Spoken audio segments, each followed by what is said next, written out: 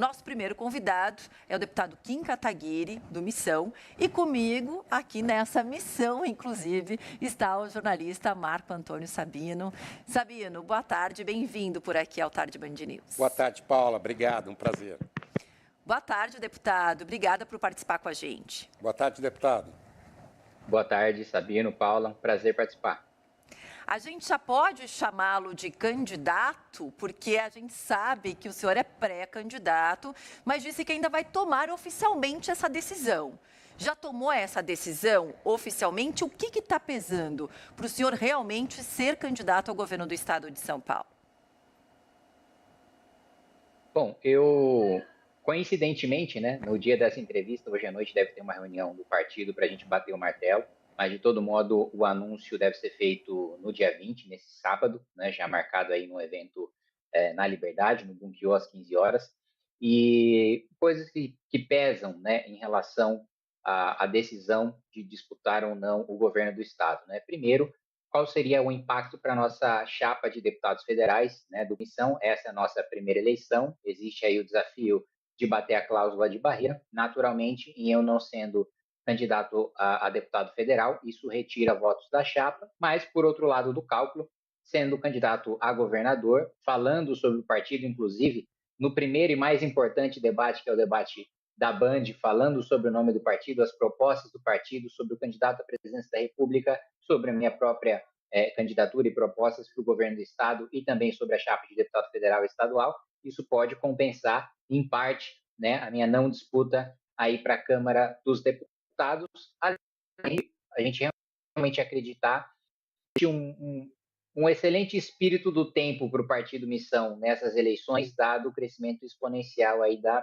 candidatura do Renan Santos à presidência da República.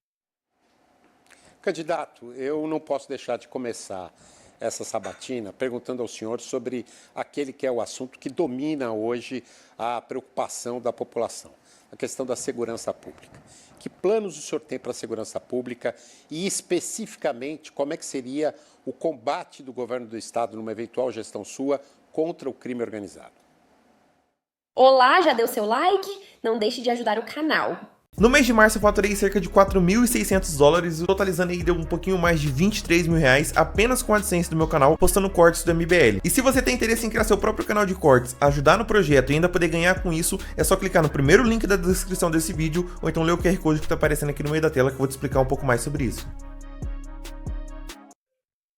Bom, o combate ao crime organizado hoje é a principal pauta do Partido Missão e seria uma das minhas principais bandeiras aí na candidatura ao governo do Estado. Né? Primeiro, acredito que nunca houve tanta sensação de insegurança no Estado de São Paulo e no Brasil como agora. Recentemente, eu aprovei um projeto de lei na Câmara dos Deputados, que já foi sancionado, já é lei hoje, de aumento de pena de furto, roubo e receptação. Então, o meu compromisso com a pauta e minha capacidade de entrega de resultado na pauta, eu comprovo com o meu próprio trabalho aqui dentro da Câmara. Ontem mesmo aprovei a urgência de um projeto que interrompe a prescrição no caso de fuga de condenado, né, que é uma coisa impensável, parece uma obviedade, né? Se uma pessoa foge, o Estado deveria ter o direito de encontrá-la e puni-la a qualquer tempo. Hoje não. Hoje um presidiário sai da cadeia e se ele escapa por tempo suficiente, dependendo do crime que cometeu, evidentemente, o Estado perde o poder de puni-lo, ou seja, ele fica solto para sempre e mesmo se ele se apresentar, falar, olha, fui eu que fugi da cadeia, cometi aquele crime, como o crime prescreveu, ele não pode mais ser punido. Em relação ao governo do Estado de São Paulo, eu acho, primeiro, que é preciso fazer uma integração de câmeras com inteligência artificial por todo o Estado. Porque hoje nós temos lista em que as câmeras reconhecem placas de carros e de motos que são frias, ou que foram roubados, ou que foram furtados, mas isso não é o suficiente para combater o principal crime, né, que nos atinge hoje no Estado de São Paulo, que é o roubo. Né? A gente precisa ter a identificação do rosto do sujeito. A experiência que nós temos na cidade de São Paulo com o Smart Sampa e que outras cidades também adotaram ali, que é o caso de São Caetano, o caso de Indaiatuba, foi muito bem sucedida, né, do uso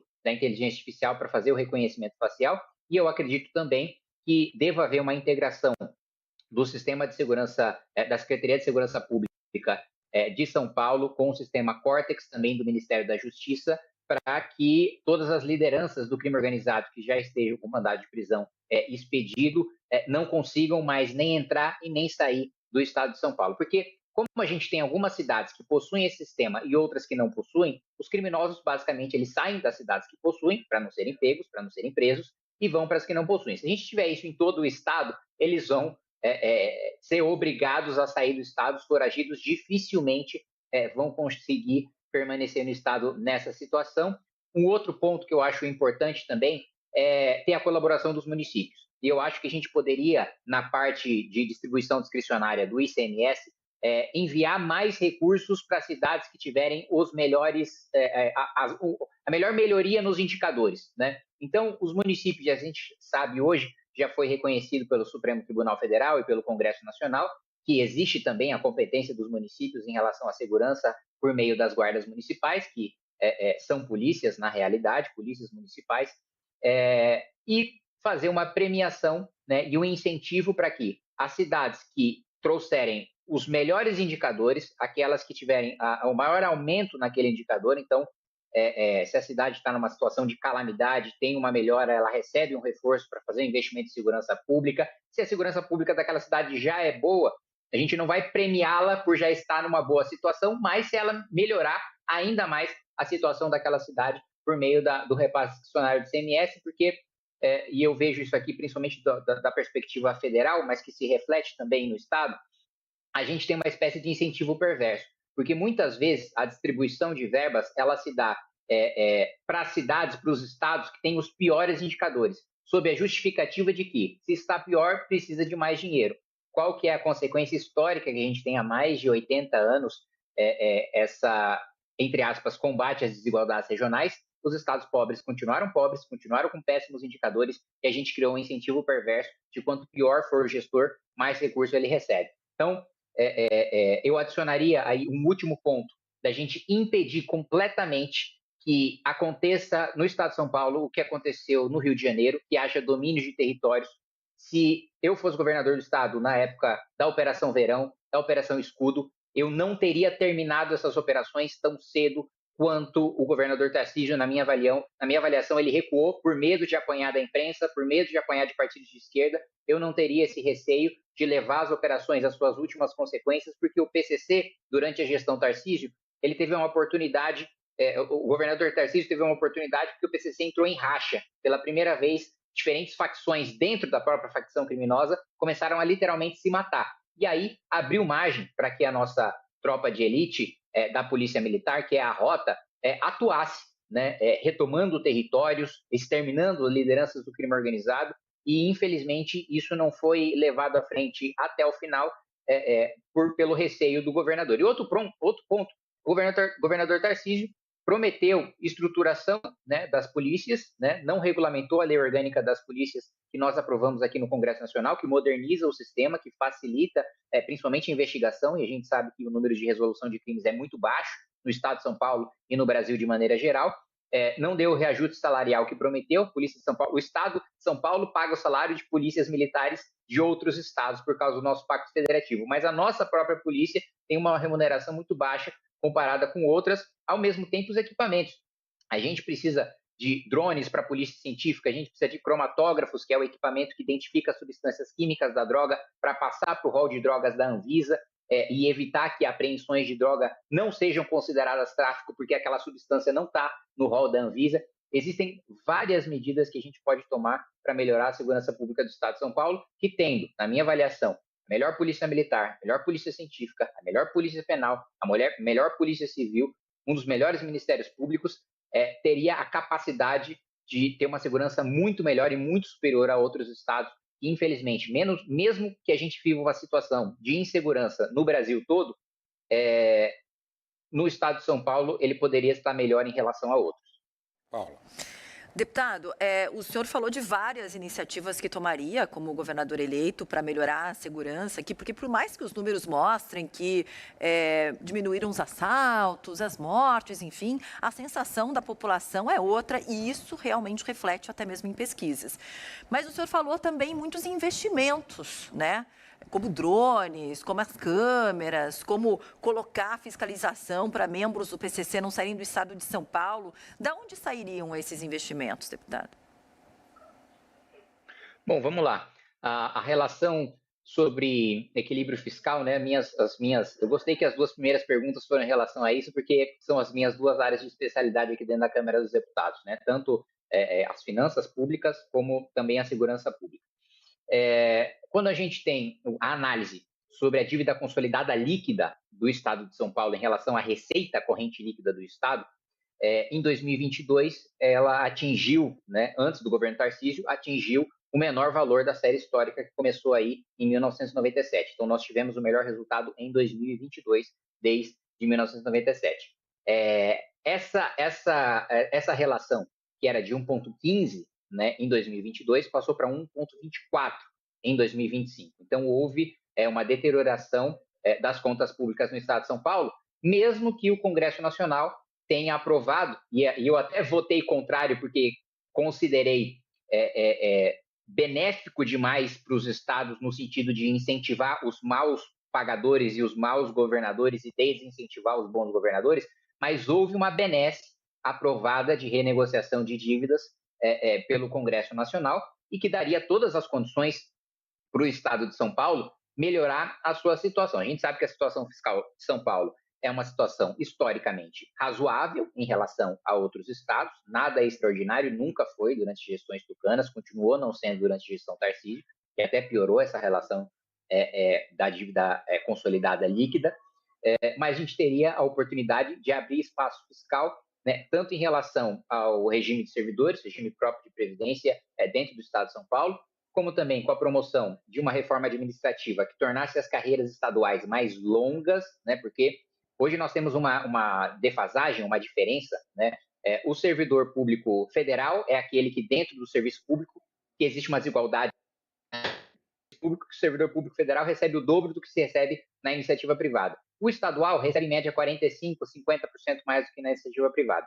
Nós precisamos de carreiras mais longas, porque quando você chega muito rapidamente no topo de uma carreira do serviço público, você passa a querer, como a gente vê principalmente na elite, né, Ministério Público, Judiciário, carreiras jurídicas do Poder Executivo, você atinge o teto, né, de R$46 mil e passa a lutar por penduricalhos, para receber acima do teto, né? E uma das razões que o nosso deputado estadual, Guto Zacarias, saiu da base do governo Tarcísio foi porque o governo Tarcísio sempre encaminhou projetos do Judiciário para ampliar os privilégios, para ampliar os supersalários, e todas as vezes o governo pedia o voto do nosso deputado Guto Zacarias em favor desses privilégios, aumentando o déficit nas contas públicas com o dinheiro do trabalhador mais pobre, que a gente sabe que a principal arrecadação do ICMS é um tributo sobre o consumo, o tributo sobre o consumo é o mais regressivo de todos, porque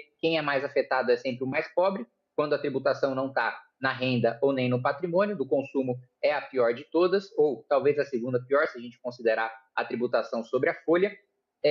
E o outro ponto, também existe um critério de distribuição discricionário do ICMS, que é de 35%, cerca de 16 bilhões de reais, em que ele pode ser distribuído para os municípios de acordo com os critérios definidos por lei estadual. A gente sabe que é muito difícil para uma Assembleia Legislativa fazer oposição para um governador, porque a Assembleia possui poderes muito limitados. Em termos de competência legislativa, o sistema brasileiro é tão maluco que um vereador tem mais competência legislativa do que um deputado estadual. Mas só para dizer que é muito fácil para o governador mudar a legislação estadual, tanto do ponto de vista de reforma administrativa, como do ponto de vista de enfrentamento de privilégios do Ministério Público e do Judiciário, como também em relação a utilizar esse espaço fiscal de 16 bilhões de reais para ter um incentivo dos municípios. Inclusive, eu falei sobre drones, eu encaminhei emenda, me lembro aqui agora de cabeça, para a Americana, né, aqui, a Guarda Municipal de Americana, adquirir drones com tecnologia de ponta. Esse mesmo incentivo, dentro desse espaço de 35% do ICMS, poderia ser dado para outros municípios terem essa mesma iniciativa. Então, assim, espaço fiscal em São Paulo, 1, não falta, e 2, pode ser criado, também com a série de medidas, algumas das quais eu elenquei aqui. Deputado, para manter o Estado saudável, o senhor cortaria gastos? Onde o senhor cortaria? Não, como eu coloquei para você, primeiro ponto é a reforma administrativa, né? Se você deixa a carreira mais longa, isso significa que a carreira inicia com um salário menor e você demora mais para chegar no topo da carreira, porque quando a gente vê, é óbvio que existem exceções, tá? Mas boa parte das carreiras do serviço público estadual, elas tem uma progressão, né, muito mais rápida do que se vê na iniciativa privada. E com um salário, como eu coloquei para você, 45% a 50% superior. Então, eu faria uma reforma administrativa compatibilizando o salário das carreiras públicas com o que se vê no paralelo na iniciativa privada, né? Mesmo porque existe também um outro fenômeno, né, no Brasil, que enquanto nos países desenvolvidos você vê as mentes mais brilhantes, né, indo buscar inovação dentro da iniciativa privada, indo buscar carreiras na iniciativa privada, e por outro lado, quem vai para o serviço público é quem tem vocação para exercer aquela função, né? É quem quer exercer aquela função, é porque o seu sonho é exercer aquele serviço público. No Brasil, não. A gente leva várias mentes com potencial muito grande de crescimento na iniciativa privada para o setor público, e não porque elas amam aquela função do setor público, mas porque elas amam o salário e a estabilidade daquela função. Então, a compatibilização com os salários da iniciativa privada, primeiro abriria espaço fiscal e depois melhoraria a eficiência do serviço público a partir do momento que ela tem um salário compatível com o da iniciativa privada, e só vai para o setor público aquele que, de fato, tem a vocação para ir. Óbvio que isso não é absoluto, óbvio que isso tem exceções, mas o princípio geral é esse. E do outro lado, reforma previdenciária também no regime próprio que nós temos no estado de São Paulo, que é incompatível com, por exemplo, o INSS, né, uma aposentadoria comum, em que se trabalha mais para receber menos, e é injusto do ponto de vista orçamentário, né, e mesmo do ponto de vista de justiça, no conceito geral, né, o trabalhador da iniciativa privada ser mais pobre, não ter estabilidade e ter que trabalhar mais tempo para receber menos, quando, do lado de vista do regime próprio, nós não temos, primeiro, o equilíbrio atuarial, né? Então, a contribuição, porque vamos lembrar, né, o benefício previdenciário é um benefício com contrapartida, né? Então, o trabalhador deve contribuir, né, durante a sua vida laboral para depois receber o fruto daquela contribuição. O desequilíbrio que a gente tem hoje a contribuição que é dada é incompatível com o benefício que é concedido depois. O benefício acaba ficando mais caro do que a prestação que foi dada durante aquela vida no serviço público. Então, a minha avaliação também abriria espaço por meio da reforma previdenciária e, por fim, reforçando também, barrando todos os projetos e revogando os já aprovados em relação a penduricalhos, privilégios, indenizações indevidas para o Ministério Público, para a Defensoria Pública, para o Judiciário, Tribunal de Justiça de São Paulo, e para os procuradores também do Estado, para as carreiras jurídicas do Estado. Agora, deputado, tem um outro problema muito grave, e o Estado de São Paulo está no topo dessa lista, que é a violência contra a mulher.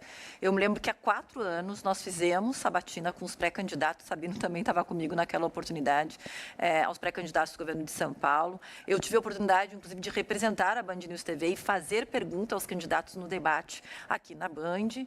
Muito foi prometido, na prática, pouquíssimo foi feito. O Estado de São Paulo continua liderando, aí quando a gente fala principalmente em números de feminicídio, são poucas delegacias da mulher, poucas, principalmente, que são 24 horas. Quais as suas propostas nesse sentido? Você está correta, né? Quando a gente vê a propaganda do governo do Estado em relação a números de segurança pública, eles anunciam todos menos o de feminicídio, que é justamente naquele em que você teve a piora nos indicadores e não só na sensação, né? A gente vê cada vez mais notícias de feminicídio acontecendo, não só de feminicídio. Eu me lembro de um caso muito, eu vou dizer emblemático para não falar uma palavra que o horário não permite, mas do sujeito que cometeu a atrocidade, né, de atropelar a mulher, depois amarrá-la no carro e sair arrastando ela no asfalto. É uma cena bastante chocante.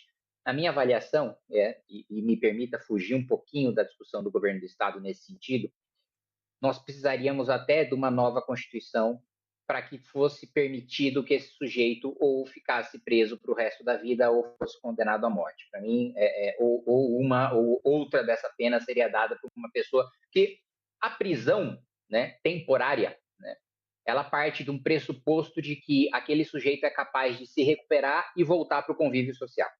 Um homem que faz uma coisa dessas não é capaz de se recuperar, não está em condições de conviver na sociedade, né? A pena tem a função de punir, tem a função de afastar da sociedade e tem a função, para aqueles que possuem capacidade para isso, de ressocializar. Nesse caso, na minha avaliação, não há ressocialização. Mas, vindo aqui para o governo do Estado, eu acredito que existem iniciativas de municípios que podem ser replicadas. Inclusive, aliás, eu lia o livro que vocês fizeram do Band Cidades, né, com a análise de indicadores e com a premiação que é promovida por vocês, e um dos aspectos interessantes que alguns municípios adotam bom, uma das funções das guardas municipais já é fazer a patrulha Maria da Penha, né? Eu acredito que falta efetivo para fazer essa patrulha, porque o tempo de resposta hoje não é satisfatório. Muitas vezes, quando chega a força policial, já é tarde demais, né? Ou a mulher já morreu, ou já sofreu um crime sexual, ou já foi torturada,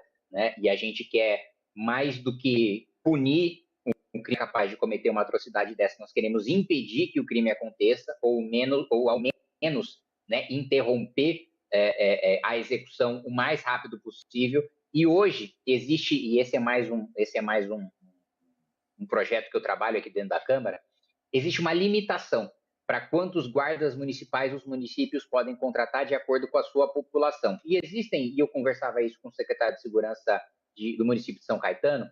São Caetano, por exemplo, quer contratar mais guardas, tem capacidade financeira e orçamentária para isso, mas não pode por vedação legal. E isso é uma vedação por parte do governo federal. Então, a minha avaliação, existem boas iniciativas dos municípios que podem ser estadualizadas em relação a botão do pânico, em relação a Patrulha Maria da Penha. A regulamentação da lei orgânica das polícias também daria mais flexibilidade para a gente organizar o efetivo da Polícia Civil em relação a delegacias especializadas, como a Delegacia da Mulher, com a fusão de carreiras que foi promovida em lei federal e, infelizmente, não está sendo regulamentada no âmbito estadual. E, ao mesmo tempo, eu acredito que iniciativas como você ter ali o botão de pânico no ônibus, né, num lugar em que você... geralmente as mulheres ficam mais vulneráveis, né, em locais mais... E eu também sou um dos adeptos, né, da teoria das janelas quebradas e digamos assim, um curioso em relação ao estudo da economia do crime de Gary Becker, de entender também que existe um papel de zeladoria dentro da segurança pública, de que o criminoso ele é como um rato, ele gosta de lugar sem iluminação, sujo e vazio. Então, o máximo que a gente puder dar vida para os locais públicos, o máximo que a gente puder, e entra nesse sentido programas de habitação, programas de zeladoria urbana, programas de iluminação pública, tudo isso é integrado para a gente impedir os crimes especialmente cometidos contra as mulheres, que são aqueles que nós temos os piores indicadores, mas isso melhora a segurança pública de maneira geral. E só para fechar, aproveitando o gancho de segurança pública e de necessidade de projetos aqui no âmbito do Congresso Nacional, o governo do Estado de São Paulo é um dos governos menos atuantes no Congresso Nacional, porque existem várias matérias, né, que são de interesse do Estado, e em relação à segurança pública, por exemplo, que o governo não tem competência, o governo do Estado não tem competência para legislar sobre. Só que os outros governadores frequentemente mobilizam as suas bancadas estaduais para aprovar projetos de seu interesse. São Paulo não. São Paulo existe um vazio de articulação política em Brasília e nós somos a maior bancada, nós somos em 70 deputados. E existem matérias de interesse do Estado que, da mesma maneira que eu voto, o PSOL vota, o PT vota e o PL vota, em razão do interesse do Estado. E eu vejo isso em muitas votações orçamentárias. Mas só para puxar um gancho em relação à segurança pública, também existem questões, como, por exemplo, de apoio de estruturação de delegacias especializadas, que passam por legislação federal e a articulação do governo do Estado. E isso não vem do governo Tarcísio, isso já vem dos vários governos tucanos também, é pífia aqui dentro do Congresso Nacional. Deputado, o senhor uma vez disse que política é guerra. O senhor acha mesmo isso? O senhor continua com esse pensamento? Como conciliar esse pensamento com a cadeira de governador? Bom, quem disse isso não fui eu, foi Winston Churchill, né? Eu estava repetindo a frase dele de que a política é como a guerra, né? Não menos excitante, não menos violenta, mas é uma guerra em que você pode morrer várias vezes. Essa foi mais ou menos a frase, e que de fato é, né? A guerra, a política, ela veio para substituir a guerra, não à toa. Como se chama o período eleitoral? Campanha. Campanha vem de guerra, né? De campanha vem das conquistas de territórios. Então, assim, a natureza da disputa pelo poder, ela é uma natureza que, antes da política, ela era violenta. Não deixou de ser uma guerra, apesar de uma guerra civilizada, a partir do momento da existência da política. E não é nada incompatível com a cadeira de governador você constatar esse fato, que não é uma opinião, é um fato. A disputa pelo poder, ela é e sempre será agressiva, ela é e sempre será e sempre envolverá um debate incisivo, duro. Agora, ser duro e ser incisivo não é falta de capacidade, não é sinônimo de falta de capacidade para dialogar e para construir. Eu sou um dos deputados que mais aprovou relatórios de projetos de lei e projetos de lei do Congresso Nacional. E eu sou o líder de uma bancada de um homem só. Né? O Partido Missão só tem um deputado, eu. E ainda assim eu consegui aprovar mais projetos da base do governo, que tem maioria aqui dentro, do que deputados bolsonaristas, que tem no PL lá os seus 60, 70 deputados, mais alguns quebrados ali de outros partidos, por causa da minha capacidade de construir. Então, na hora de disputar o poder, é evidente que política é guerra. Ele precisa derrotar o seu adversário para você instituir a visão de Estado que você tem, né, dentro da sua cosmovisão, implementar isso no programa de governo. Agora, um outro momento é o momento de governar. E aí o momento de governar é o momento de construir, é o momento de articular. E isso, da minha experiência de 7 anos dentro do Congresso Nacional, eu demonstrei ser capaz de fazer. Deputado, o senhor falou que a decisão sobre a sua candidatura ou não teve uma reunião, então, ao que nos parece que já tem uma decisão, mas que oficialmente todos saberemos apenas no dia 20, se eu não me engano, é no sábado. Mas eu queria perguntar o quanto politicamente isso importa, porque o senhor acabou falando, sou o único deputado do Missão. A gente sabe que seria a primeira candidatura, portanto, também, né, ao governo do Estado de São Paulo, do partido. Em algumas pesquisas eleitorais que aparecem, o senhor faz muitas críticas, o senhor é um crítico ao PT, principalmente, e a gente tem um pré-candidato do PT, que é o Fernando Haddad, e quando o senhor aparece em algumas dessas pesquisas, é quando um segundo turno aparece. Quando o senhor não aparece, existe a possibilidade, inclusive, de uma vitória de Tarcísio de Freitas ser reeleito no primeiro turno. Mas, além disso, vocês têm um pré-candidato à presidência, que vem aparecendo, Renan Santos vem crescendo muito, e seria importante esse palanque dele eleitoral aqui em São Paulo. Como é que vocês estão colocando tudo isso, encaixando tudo isso, e qual será a prioridade? Eu acho que você pintou o cenário perfeito. Você poderia estar, inclusive, dentro da nossa discussão partidária, porque esses são exata e precisamente os elementos a serem considerados. Né? É importantíssimo para o partido ter uma candidatura ao governo do Estado de São Paulo. É o maior estado da federação, é o maior colégio eleitoral. Nós realmente acreditamos que o Renan Santos vai vencer a presidência da República e tudo que nós pudermos fazer para que isso aconteça, nós vamos fazer. E, ao mesmo tempo, como você colocou, hoje eu sou o único deputado, mas, e alguns dos meus próprios apoiadores, da própria militância do Partido Missão e do Movimento Brasil Livre, uma ala, né, defende que eu venha à reeleição por causa da minha experiência aqui, de poder liderar uma bancada na próxima legislatura, mas eu não tenho essa inquietude, né, de não me reeleger deputado. Primeiro porque eu sei, e eu tenho rodado o Brasil, que nós temos chapas com pré-candidatos a deputado federal muito competentes e que vão vencer, e que não vão deixar nada a desejar em relação à minha atuação aqui em Brasília. Alguns deles, inclusive, não tenho a menor dúvida de que serão bem melhores do que eu aqui dentro do Congresso Nacional. Segundo, porque eu não acho que também a minha participação na chapa de deputado federal seja fatal, né, para o partido. A minha não participação seja fatal, porque, para além de excelentes quadros que nós temos, que devem ser eleitos com votos próprios, O desempenho da candidatura do Renan à presidência da República também deve trazer muito voto de legenda, né? Também deve trazer muito voto daquelas pessoas que não escolhem especificamente o seu candidato a deputado federal, deputado estadual, apenas seguem o mesmo número do partido do seu candidato à presidência da República, e eu acredito que isso vai fortalecer muito o partido, a gente tem considerado isso nos nossos cálculos. Por outro lado, né, é uma eleição muito difícil, é uma eleição improvável, né?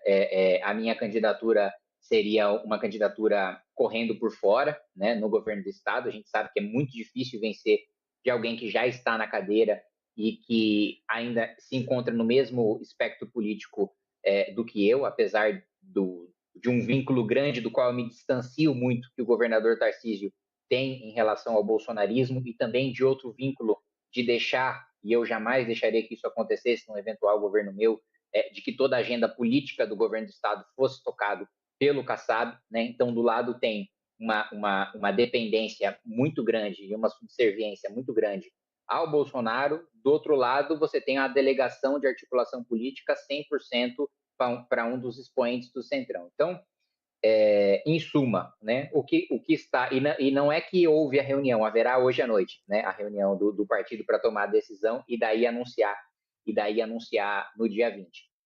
Tudo isso estará na balança, só para colocar para você qual que é o desenho que estará na mesa na nossa reunião de hoje. Muito obrigada por ter participado com a gente por aqui. Foi o primeiro convidado nessa sabatina que a gente está fazendo com os pré-candidatos ao governo de São Paulo. A gente agradece, reunião hoje à noite, então a gente já deve ter a decisão, mas oficialmente, então, no sábado, dia 20. Obrigada, viu? Obrigado, deputado. Eu que agradeço. Um prazer participar. E aí, curtiu o corte? Então dá aquela ajudinha, deixa o seu like, compartilha e se inscreve no canal. Um abraço e até o próximo vídeo, porque o futuro é glorioso.